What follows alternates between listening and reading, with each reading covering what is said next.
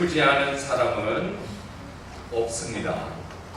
없을 것입니다. 이렇게 제가 썼다가 없습니다로 제가 바꿨습니다. 이 세상에 슬프지 않은 사람은 없을 것입니다는 아니고 없습니다. 이 세상에 슬퍼한 적 없는 사람도 없습니다. 세상을 산다는 것은 슬픈 것입니다. 그것이 하나님이 희노애락으로 인간을 지으실 때 슬퍼하도록 지으셨습니다. 그래서 산다는 것은 슬픈 것입니다. 많이 슬퍼서 슬픔을 이기기 위해서 슬퍼서 슬픈 사람도 있습니다. 슬프다 비슷한 말이지만 그러면 안 됩니다. 슬플 때 어떻게 해야 할까요? 오늘 슬픔이라는 단어와 가장 유사한 단어가 있다면 아픔이라는 단어일 수 있는데, 서울대학교 생활과학대학 교수인 김남도 교수는 아프니까 청춘이다 이런 말로 젊은이들을 위로했습니다. 왜 아프냐? 청춘이라서 아프다. 늙으면 아프지도 않다. 아니에요, 그렇지는 않습니다. 늙어도 아프고 어려도 아프고 아픕니다. 그런데 대학교 교수님이시니까 학생들이 많이 힘들어하는 것을 보며 위로해 주기 위해서 괜찮아 청춘이니까 아픈 거야, 아프니까 청춘이다 이런 말, 그 책 내용에 시작하는 것은 늘 아프고 불안하다. 하지만 기억하라, 시작하는 젊은이는 눈부시도록 아름다운 사람들이다. 이런 걸로 위로해 주기도 하고, 살면서 인생이 가장 고민이 많은 20대들을 위해 인생의 고민이 언제 제일 많아요? 20대가 많다는 거예요. 이 교수님이 보기에는 50대도 고민이 많고 10대도 고민이 많지만 진짜 인생의 고민이 20대들은 불안한 미래와 외로운 청춘을 보내고 있으면서 미래에 대한 불안함으로 힘들어하는 젊은이들에게 위로를 주면서 아프니까 청춘이야 이렇게 책을 썼는데, 20살에 이걸 하고 다음에는 저걸 하고 하는 식의 계획을 세우는 것은 몰라서 그렇지 틀린 건 넌센스다. 인생은 그렇게 계획대로 되지 않고 세상은 복잡하고 빨리 변해서 20살 때 이렇게 하고 30살에 결혼을 하고 40살에 집을 사고 안 된다는 것입니다. 대신 20대 때 아파하지 말고 배우는 데 힘써라. 실수를 하더라도 배우는 것을 위해서 투자하라. 그래서 이제 마지막 한 가지만 말을 하면, 20대 때 돈 모으는 것은 잘못하는 거다. 20대는 돈 모으지 말고 써라.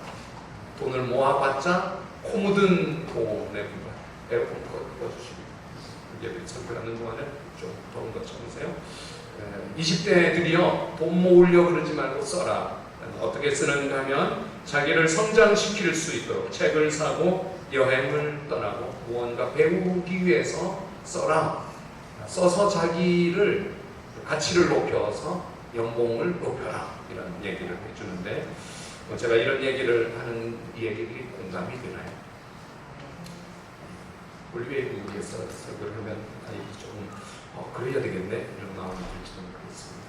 여러분, 오늘 성경에 나오는 선지자 예레미야가 슬퍼하고 있습니다. 감추어진 선지자의 슬픔. 선지자가 가서 좋겠죠. 하나님의 일을 하는데 목사님은 좋겠죠. 감추어진 슬픔 이야기가 예레미야 52장까지 가득 담겨져 있는데, 그걸 기쁨으로 읽으려고 그러면 안 읽어지는 거예요. 슬픈 선지자의 모습입니다. 이 예레미야 선지자를 가르쳐 여러분들 적을 수 있으면 주변에 적어보세요. 눈물의 선지자 이렇게 표현하는 것은 늘 징징거리고 다녔어요. 늘 울었어요. 주머니에 손수건이 늘 눈물을 닦고 소매로 눈물을 늘 훔치고, 예레미야 선지자는 아픈 선지자, 슬퍼하는 눈물을 흘리는 선지자였습니다.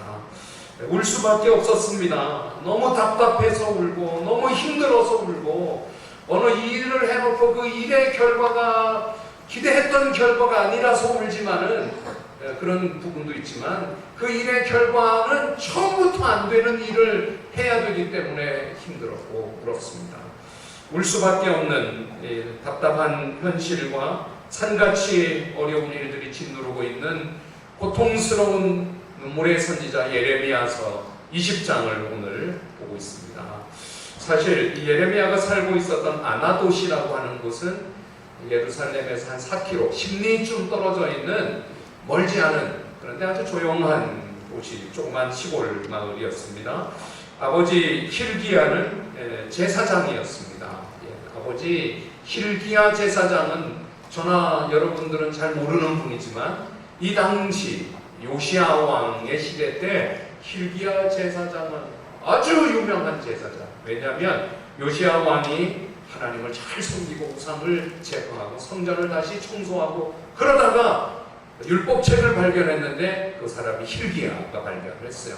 그러니까 제사장 힐기야가 왕에게 얼마나 총애를 받고 유명한 그 아들이 오늘 예레미야입니다. 아버지가 제사장이었지만 예레미야는 선지자가 될 마음은 1도 없었습니다.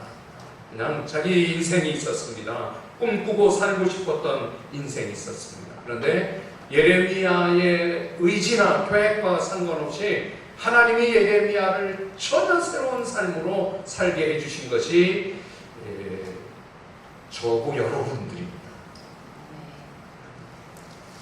저도 여러분들도 살고 싶은 인생이 있었는데 하나님이 어느 날 예레미야를 찾아와서 내가 너를 일도 생각하지 않는 선지자를 내가 너를 만들겠다. 그 예레미야가 강력하고 불하죠. 왜 그러세요 하나님? 저는 말을 기본적으로 못해요. 아니, 내가 너의 입에 말을 넣어주겠다. 너를 온갖 사방으로 다니며 복음을 전하는. 그래서 여호아스, 여호야긴, 시드기야 왕이 4번 바뀌는 동안에 온갖 곳을 다니면서 복음을 전한 선지자가 눈물의 선지자 예레미야입니다. 복음 전하니까 좋아야 되는데 이 예레미야의 이름의 뜻 자체가 슬픕니다. 여호와께서 떨어뜨리다 이런 이름을 가지고 있는데 이 이름은 참 나쁜 이름이잖아요. 여호와께서 일으키신다 이런 이름을 가져야죠. 여호와께서 높여주신다 이런 이름을 가져야 되는데 아예 예레미야는 여호와께서 떨어뜨린다. 나는 여러분들의 인생이 떨어지지 않기를 바랍니다. 아멘. 제 인생도.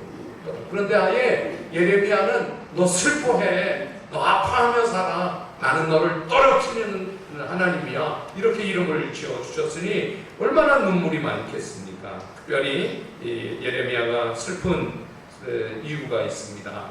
그것은 이 시대가 어려운 시대입니다. 기울어지는 시대입니다. 예레미야의 시대가 나라가 기울어져서 이제 곧 바벨론에 다 아주 송두리째 망하고 많은 대충 망하는 것이 아니라 성전이 불타고 사람이 살지 못하는 예루살렘이 되고 완전히 쫄라당 망하게 되는 아주 기울어진, 물론 우리 시대도 뭐 기울어졌다고 이러다가 경제가 망하고 나라가 어떻게 막 걱정하는데 그래도 뭐 4% 성장은 아니라도 2몇 %의 성장은 일어나잖아요. 만큼 잘 사는데 더 잘 살기가 힘들어지는 거예요. 못 살 때는 조금만 잘 살아도 막 프로테이지가 쭉쭉 올라가고 수직 성장을 이루는데 지금 우리나라는 최고도에 올라서 조금 더 잘 사는 프로테이지가 나오고 우리는 좋은 세상을 살고 있는 것을 아시기를 바랍니다. 아멘. 대통령을 바꿔야 돼. 바꾸면 뭐 되겠어요? 그냥 하나님 은혜를 주셔야 되는데 그래도 저는 우리 시대를 바라보며 저도 여러분들도 감사하실 수 있길 바랍니다. 대한민국 큰일 났어요. 그러지 말고요. 그래도 하나님이 계시잖아요. 그래도 문재인 대통령께서 잘하는 부분도 있잖아요. 우리가 식사하면서 그런 얘기를 했어요. 트럼프와 김정은과 시진핑과 한국만 왕따당하는 거 문재인 대통령이 아무 역할도 못하는 거 아닌가. 그런데 제가 그때도 그렇게 말했어요. 아니다. 문재인 대통령이 중요한 일을 하고 계시다. 지금 나라가 전쟁의 위기 뭐 그런 건 없지 않느냐.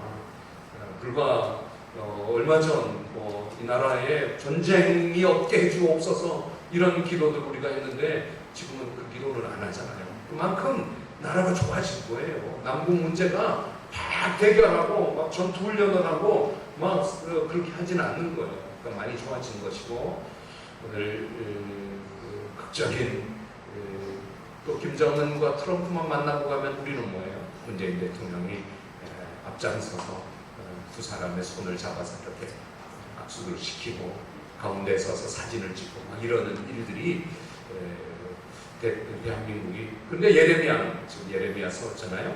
정반대, 나라가 전기불이 나가고 어둡고 사람들이 다 울상이고 옷이 찢어진 옷을 입고 다니고 어저께도 못 먹었던 마음으로 나라가 엄청 기울어져 있는 상황에서 예언을 하고 있는 불행이 있습니다. 또 한 가지, 예레미야가 예언을 하면 사람들이 듣지를 않습니다.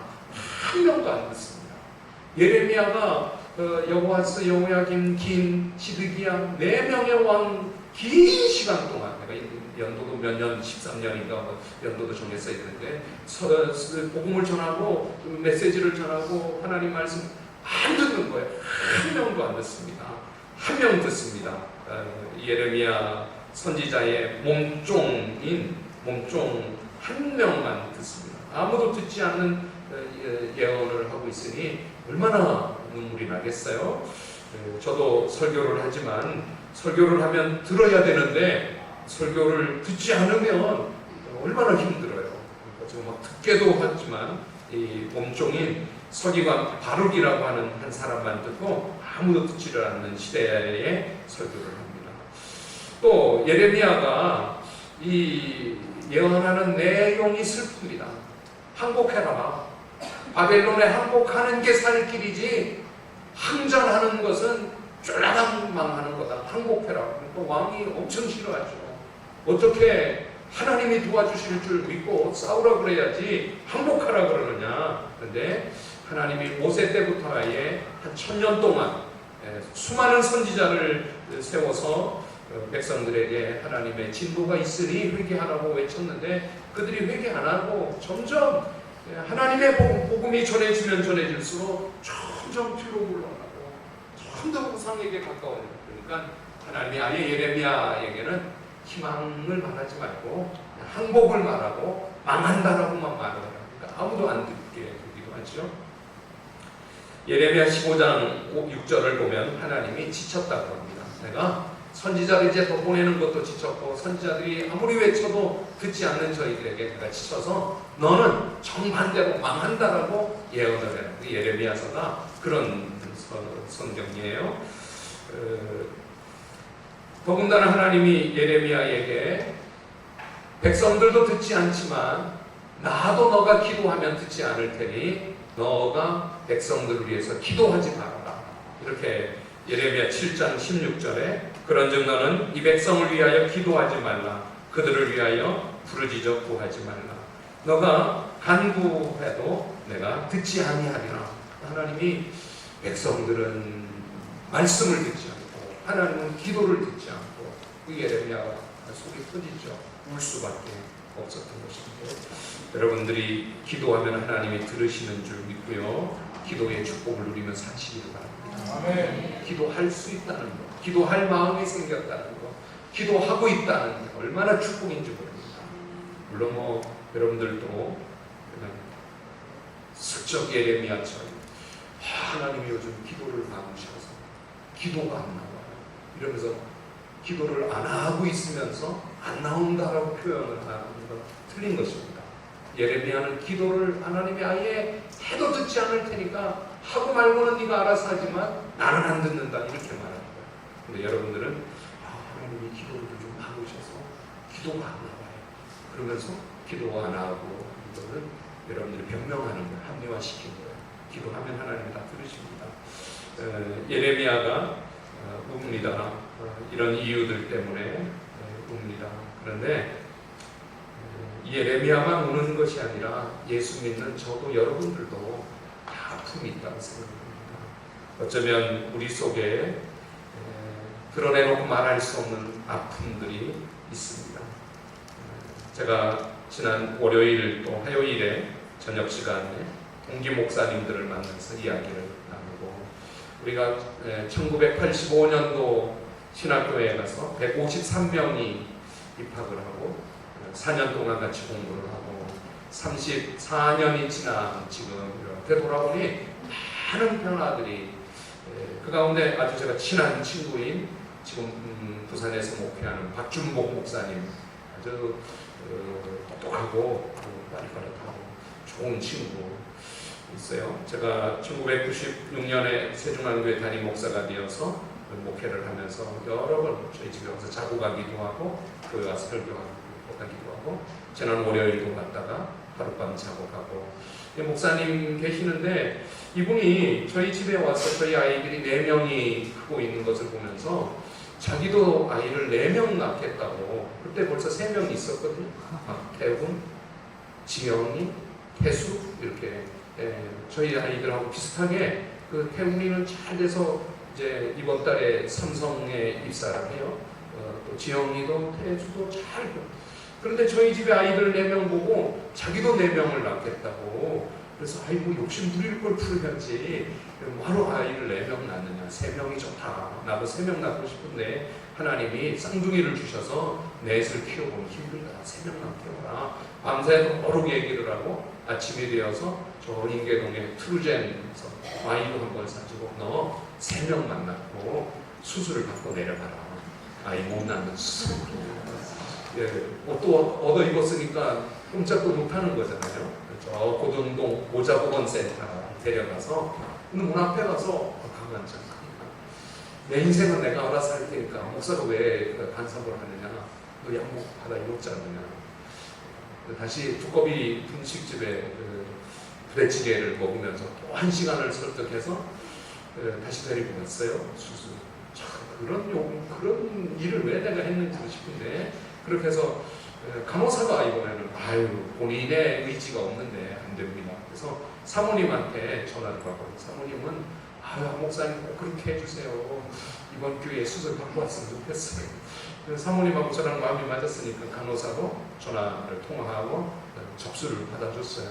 근데 원장이 또 목사님 친구 목사님의 의견으로 제가 수술을 못합니다. 그래서 원장 앞에서 또 한참 얘기를 하고 원장님도 설득이 돼서 결국 수술에 성공한 것을 믿으십니다. 근데 이제 집에 내려가서 이제 동기들하고 그 얘기를 하는 거예요. 안 목사가 그렇게 나를 더 이상 아이를 낳을 수 없는 아버지로 만들어놔서 내가 할 수 있는 것은 입양하는 거였다.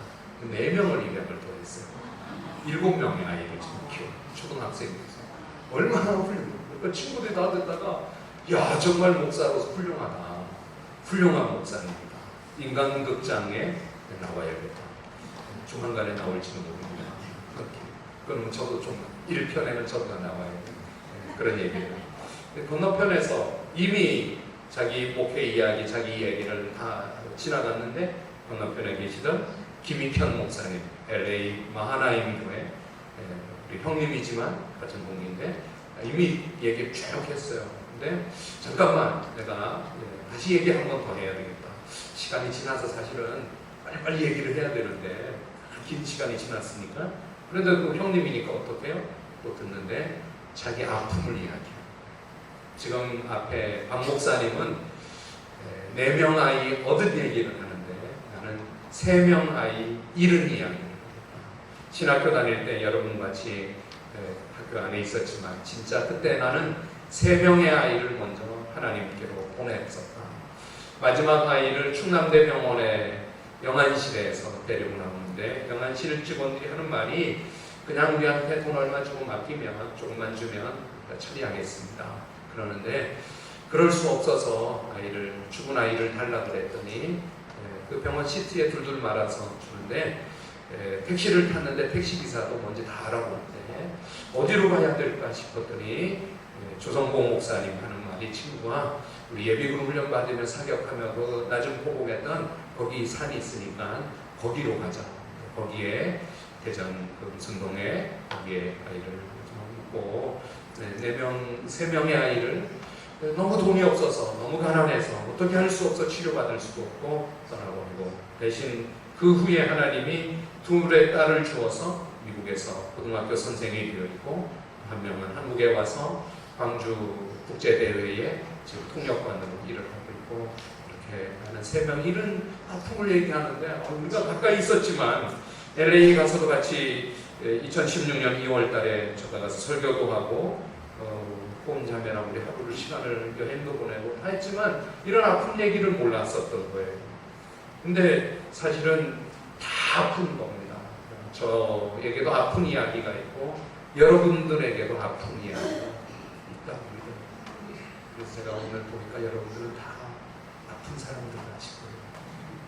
아픈 거죠. 목장에 가서 아픔을 나누기를 바라고, 또 하나님 앞에 아픔을 가지고 씨름하기 바랍니다.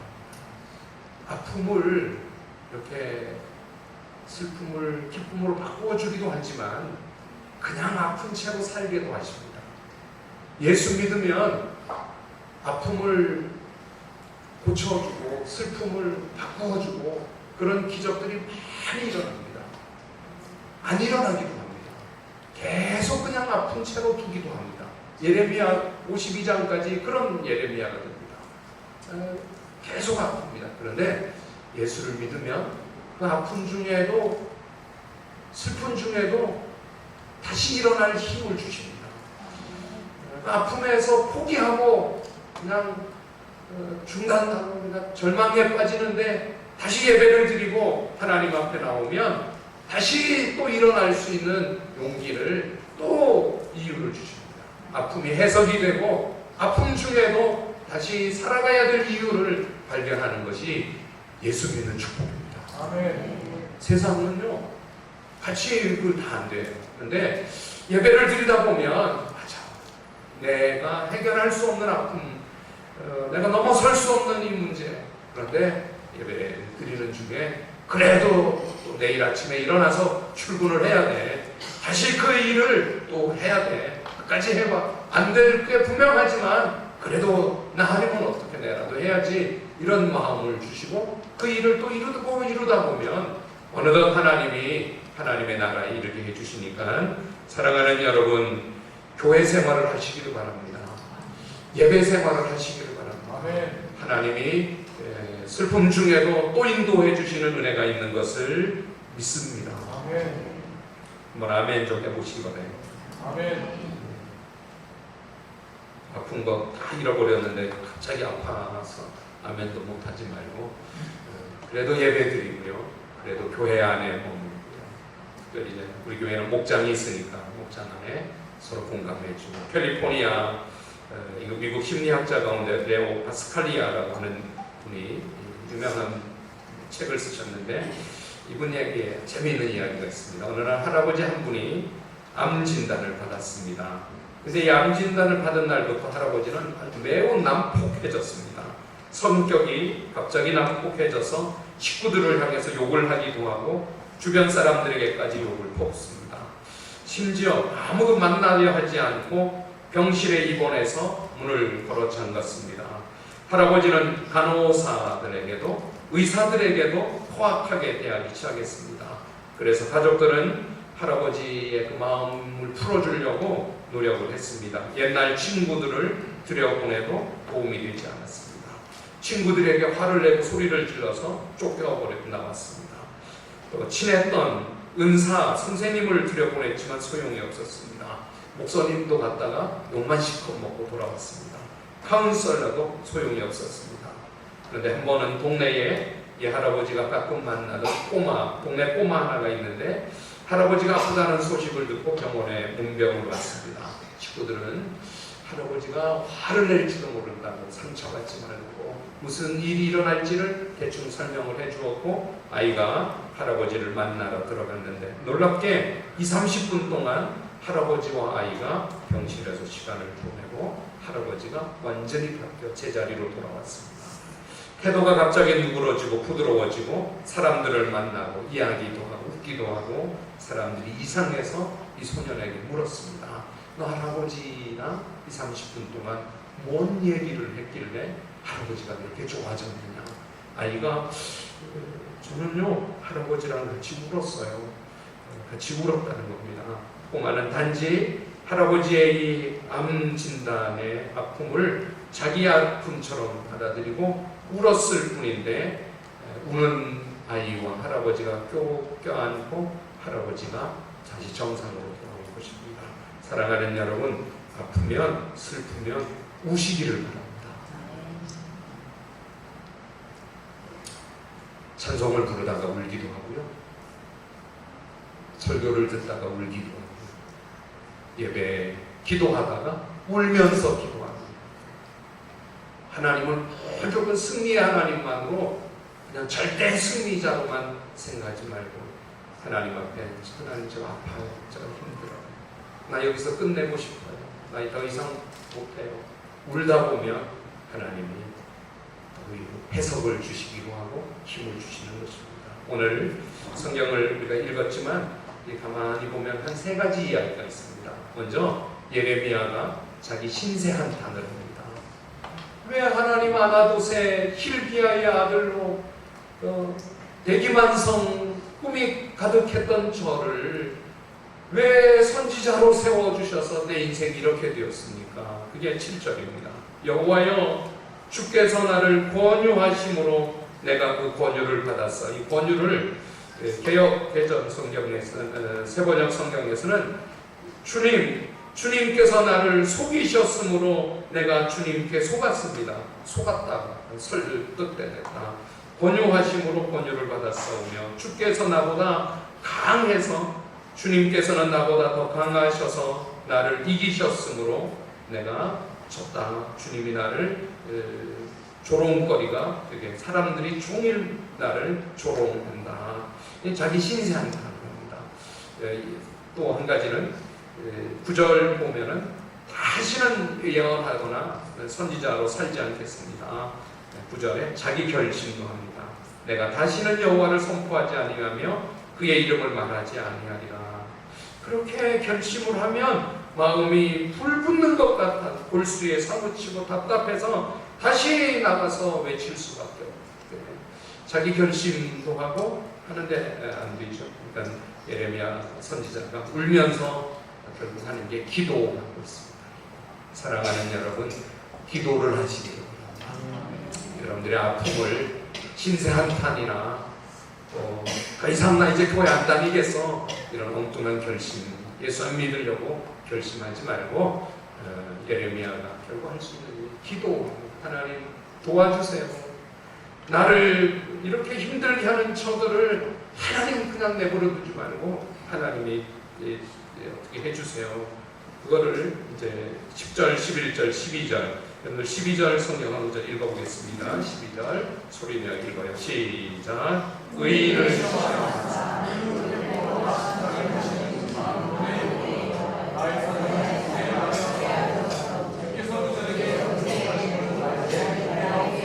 주님이 보복하는 것을 제가 볼 수 있게 해달라. 그리고 13절은 찬양, 기도하다 보니까 찬양이 나오잖아요. 여호와께 노래하라. 너희는 여호와를 찬양하라. 가난한 자의 생명을 행악자에서 구원하시는 하나님이니까 하나님을 찬양하라. 사실 슬픈 사람이 할 수 있는 일이 많지 않습니다. 울거나 기도하는 것입니다. 나는 여러분들에게 울기도 하라고 말하고 기도하라고 합니다. 사랑하는 여러분, 슬픔 때문에 기도할 수 있기를 바랍니다. 아멘. 슬퍼서 아파서 기도할 수 있기를 바랍니다. 그러다 보면 하나님이 어느 날 어느 순간에 그냥 여전히 그 슬픔이 있는데 그런데도 해석을 주셔서 왜 이렇게 슬픈가 하면, 아픈가 하면, 힘든가 하면, 안 되는가 하면 해석도 주십니다. 혹은 하나님이 아예 부쩍 일으켜주시면 더 좋기도 하죠. 그러니까 여러분들 예배하는 생활, 교회 생활을 꾸준하게 열심히 하시기 바랍니다. 그렇게 천국에 가는 거예요. 그게 예레미야를 통하여 하나님이 하고 계시는 일이고, 또 그것이 우리에게도 하는 거예요. 어느 때 예레미야 기도도 못하게 했다잖아요. 예레미야야, 너는 장가도 가지 말아라. 아내를 맞지 말고 자식을 이 더러운 땅 망할 텐데 자식 낳아서 무엇하느냐, 아내 두어서 무엇하느냐, 아예 결혼을 방해하시는 거예요. 가정을 파괴하시는 거예요. 예레미야가 너무 하나님 아무리 힘들어도 가정만큼 지켜주셔야죠. 근데 예레미야에게는 가정도 다 흩어서 어렵게 만들어 놓으시고 그냥 그렇게 살게 하셨는데, 네, 기도하며 울며 예레미야가 결국 그 길을 갑니다. 캄캄한 밤 사나운 풍랑일 때 그 풍랑의 밤을 가는데 어느덧 아침을 맞게 하시고 또 혹은 아침에 안 될지라도 하나님이 대신 노를 저어주시기도 하고 그 속에 놀라운 체험들을 주시는 분이 우리 하나님이신 줄 믿습니다. 여러분들 교회 생활을 꾸준하게 혹은 하나님이 그거 잘 이기라고 직분도 주신다고 합니다. 직분, 목사로 세워주셔서 내가 너를 목사로 안 두면 이 길 못 가. 목사가 되어서 이 길 끝까지 갈 수 있어. 우리 장로님으로 권사님으로 세워주셔서 너 장로 직분 가지고 이 슬픔 이겨. 권사 직분 가지고 이 슬픔 이겨. 너 장로 안 되고 권사 안 되면 끝까지 못 가. 직분을 주기도 하시고. 그래서 여전히 슬픈데 웃는 거예요.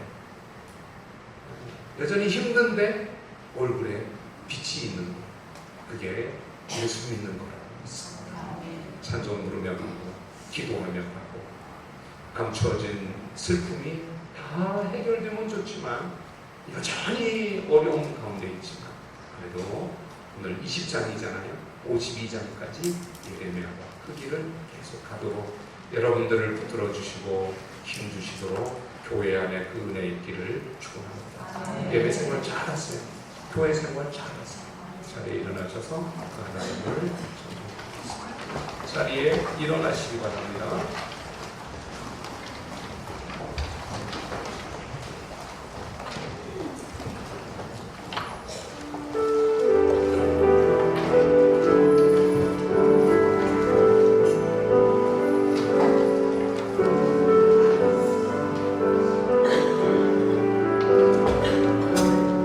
주님 말씀하시면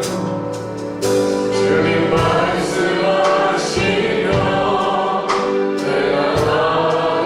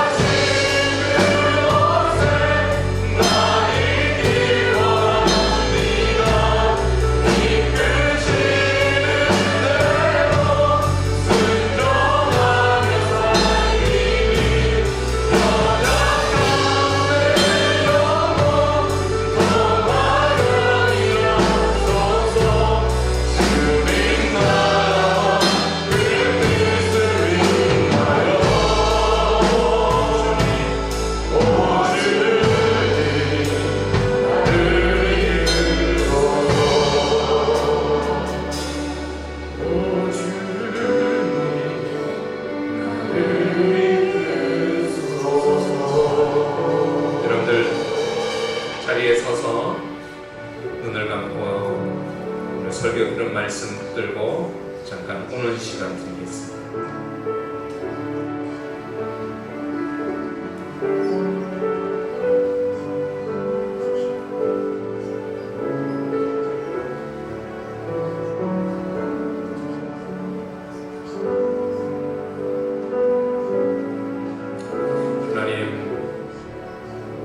뜻대로 되지 않아서, 계획대로 되지 않아서, 원하는 대로 되지 않아서 하나님 더 이상 갈 수 없어서 주저앉고 싶고 다시 일어날 힘이 없어서 열심으로 해도 되지 않고 힘으로도 능으로도 어떻게 해야 할지 더 이상 방법이 없고 힘이 없는데, 그런데 하나님 예배드리게 하시고 또 하나님께서 오늘 예레미야를 바라보며 예레미야가 울면서 기도하면서 가듯이 더 이상 갈 수 없고 할 수 없을지라도 방법은 울며 기도하며 가는 것이 방법이 되는 것을 알고 하나님 앞에서 울게 하시고 하나님께 기도하며 갈 수 있게 해주시옵소서. 그 방법이 예배인 것을 알고 예배 드리기 싫을 때에도 예배 드릴 수 있게 하여 주시고 교회 가기 싫을 때에도 교회 갈 수 있게 해주셔서 예배 속에서 해석이 되게 하시고 예배 속에서 한 줄기 빛을 볼 수 있게 해주시고 더군다나 하나님 더 큰 역사로 슬픔을 기쁨으로 바꾸어 주기도 하시고 바뀌지 않을지라도 갈 수 있는 힘과 용기를 허락해 주셔서 하나님 말씀에 힘입어 또 가고 또 이룰 수 있게 해 주시옵소서. 내가 하는 것이 아니라 결국 하나님이 하시는 것임을 고백하게 하시고 나는 죽고 주님이 이끄시는 대로 살아가게 해 주시옵소서. 6월달까지 살고 이제 내일부터 7월달을 살아갑니다.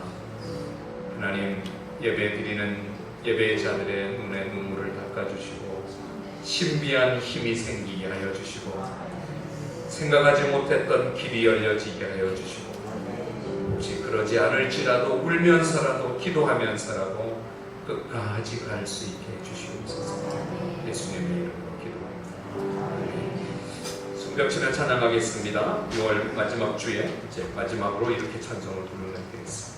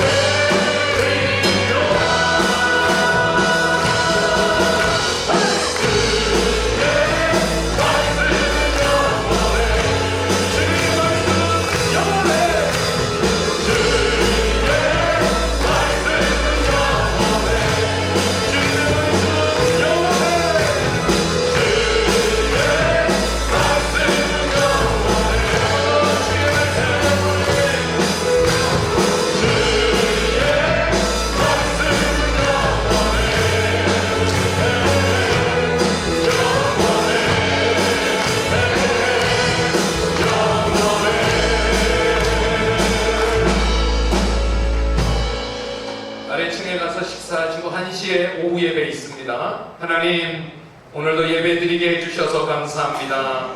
하나님 앞에 예배 드리면 살 길이 열리고 예배드리면 도움의 손길이 있는 것을 믿고 오늘 예배드리며 예물 봉헌합니다. 하나님이 예물을 축복하여 주시옵소서. 하나님 앞에 물질을 드릴 때 믿음으로 드립니다. 기도의 제목을 적고 이름을 적었습니다. 자녀 우선 만대가 복을 받도록 축복해 주시옵소서. 오늘도 하나님 앞에 예배드리며 울지만 눈물을 닦아주시는, 또 손을 잡아 일으켜 주시는 주님이 오늘 예배자들 한 분 한 분 속에 지금은 우리 주 예수 그리스도의 은혜와 하나님 아버지의 극진하신 사랑과 성령님의 도우시고 인도하시고 역사하심이 또 한 주간의 삶에 2019년도 하반기의 삶에도 있게 되기를 예수님의 이름으로 간절히 축복하고 기도하옵나이다. 아멘.